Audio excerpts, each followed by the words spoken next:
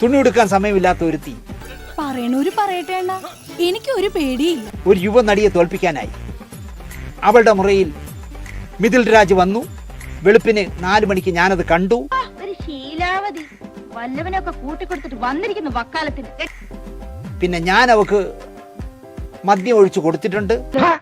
പരമനാറി പട്ടി കഴിവരടാ മോളെ. അവളത് കുടിച്ചിട്ടുണ്ട് എന്നൊക്കെ വാചകം അടിക്കുന്ന കണ്ടപ്പോൾ ഇവൻ പറയുന്നത് വിശ്വസിക്കരുത്. ഇവൻ ഭക്ഷണം കഴിക്കാനും കള്ളം പറയാനും മാത്രമാ വാ തുറക്കുന്നത്. ഭർത്താവ് ഉദ്യോഗസ്ഥന് നന്നായി അറിയാവുന്ന തന്റെ വ്യഭിചാര കഥകൾ കൂടി ഓർക്കുകയും പറയുകയും ചെയ്യാമായിരുന്നു എന്ന് പറയാനാണ് ഞാൻ ഇത്രയും പറഞ്ഞത്.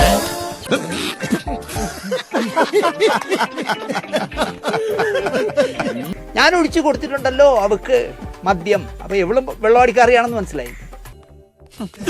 ഇതിനാണ് അവനവൻ പാരാന്ന് പറയുന്നത്.